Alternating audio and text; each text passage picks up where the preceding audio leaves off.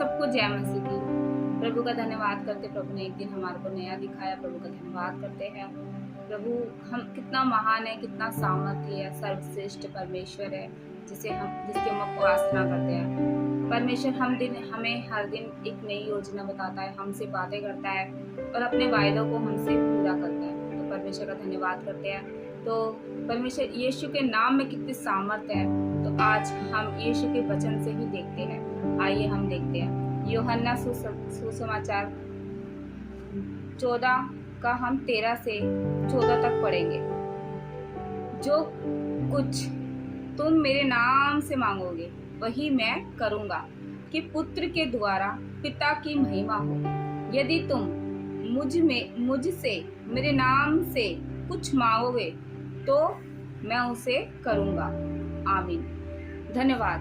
तो प्यारे पिता परमेश्वर ने इसमें क्या बोला है कि जो कुछ मेरे नाम से मांगोगे मैं तुम्हें दूंगा। तो हमारे चाहे कितनी भी परिस्थिति इस टाइम खराब हो, लेकिन हमें किस पर विश्वास करना है? यीशु पर, यीशु के नाम पर। क्योंकि हम किसके द्वारा बुलाए गए? यीशु के नाम तक। क्योंकि पिता तक कोई यीशु के द्वारा पहुंच ही नहीं सकता है।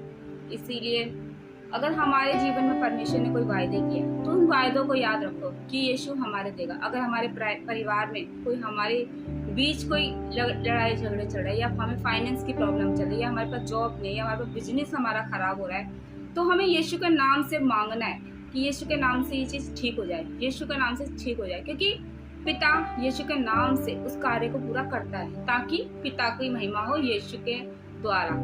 तो कई बार बोलते हैं लोग कि ये प्रार्थना है, ये तो तुम 10-10 साल कर लोगे तब भी तुम्हारी नहीं सुनी जाएगी। तो उनसे ये बोलिए कि हमने यीशु से मांगा है और तुमसे नहीं मांगा है, किसी इंसान से मांगा है। अगर हम फाइनेंस में प्रॉब्लम है, हम किसी गरीबी को देख रहे हैं ना, तो वो कई बार घर के लोग बोल देते हैं कि यीशु पे विश्वास कर रहे हो तो तुम्हें गरीबी से क्यों नहीं निकाला अभी तक तुम्हारे यीशु ने। तो उनसे बोलो कि यीशु ने गरीबी में रखा है ना, तो यीशु ही हमारे उस गरीबी के बंधन को तोड़ेगा। क्योंकि हमने यीशु के नाम पे विश्वास किया है, और विश्वास कई बार हमारा डगमगा जाता है। तो वो यीशु तो नहीं बोलता हमें कि विश्वास मत करो, तुम्हारा विश्वास डगमगा जाए, क्योंकि हम पूरी रीति से विश्वास से नहीं कर पाते। हम कई बार लोगों की ओर ताकते हैं, और जब हम लोगों की ओर ताकते हैं ना, तो लोग हमें इतनी हमारी बेइज्जती कर देते हैं। तो हमें यीशु के नाम पे ताकना है सिर्फ, कि यीशु करेगा। क्योंकि यीशु यहोवा यीरे है, इंतजाम करने वाला परमेश्वर है।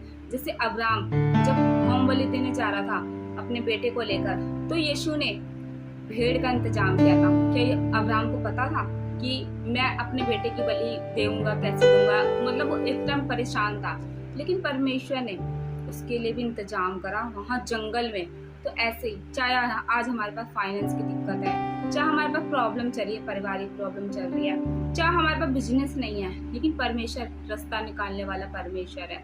इसलिए कई लोग हमें बोलते हैं, हमारे विश्वास को तोड़ते हैं, तो हमें यीशु की ओर देखना है। क्योंकि परमेश्वर ने हमें एक वचन और दिया है कि लोगों के द्वारा कई बार शैतान हमारे कानों में आके बोलता है कि हम यीशु को विश्वास करना छोड़ दे। आशा जो हमारी यीशु पे ना, वो हम छूट जाए उस आशा से नहीं। तो परमेश्वर ने हमें उसके लिए भी एक वचन दिया है। लूका सुसमाचार 10:19 कि देखो मैंने तुम्हें सांप और बिच्छू को रौंदने का और शत्रु के सारे सामर्थ का अधिकार दिया है, किसी वस्तु से तुम्हें कुछ हानि ना होगी। तो जब कोई हमें बोले ना कि प्रभु तुम्हारी प्रार्थना नहीं सुन रहा है, तुम करते रहो, तुम्हारी परिस्थिति नहीं बदलेगी, तुम इतने सालों से कर रहे हो, आगे नहीं बदलेगी, तो प्रभु यीशु के नाम से बोलो कि जब प्रभु ने हमें सांप और बिच्छुओं को रौंदने का अधिकार दिया ना, तो हमें गरीबी को रौंदने का अधिकार दिया है। उस शैतानी शक्ति को, हर एक शैतानी शक्ति को परमेश्वर ने हमें रौंदने का अधिकार दिया है। तो प्यारे पिता परमेश्वर के वायदों को याद रखो, क्योंकि किसने वायदा किया है? किसी इंसान ने किया, माँ ने किया, बाप ने किया, या किसी पड़ोसी ने किया है, या किसी कलीसिया के लोगों ने किया है? नहीं, हमारे से परमेश्वर जो जिंदा खुदा है, जो हर टाइम हमारे पास रहता है, हमारे से उसने वायदा किया है। क्योंकि एक टाइम में जो पिछले दिनों में बहुत परेशान थी ना कि कोई मेरे लिए प्रार्थना नहीं कर रहा, क्योंकि कुछ विषयों में लोग कह देते कि हम इस विषय में नहीं करेंगे, क्या होगा ये।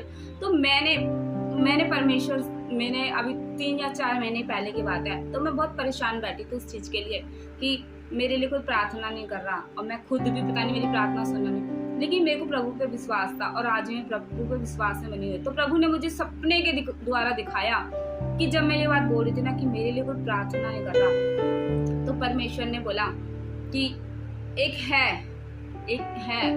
जो तेरे लिए प्रार्थना करता है। तो मैंने बोला वो तो यीशु मसीह है। तो अगर हमारे लिए कोई प्रार्थना भी नहीं कर रहा ना, और हम खुद भी अगर कमजोर पड़ रहे हैं, तो रोमियो 8:26 में लिखा है कि जब हम कमजोर होते हैं ना, तो पवित्र आत्मा हमारे आहें भर भर के हमारे लिए प्रार्थना करता है। तो उस प्रभु पे विश्वास रखिए कि वो हमारे लिए निरंतर प्रार्थना करता है। हमारा मुंह बंद हो जाएगा, लोगों का मुंह बंद हो जाएगा, लेकिन उसका मुंह कभी बंद नहीं होता। वो निरंतर हमारे लिए प्रार्थना करता है। तो मैं जानती हूँ इस वचनों के द्वारा आपको आशीष मिले और प्रभु आपकी प्रार्थना का उत्तर दे।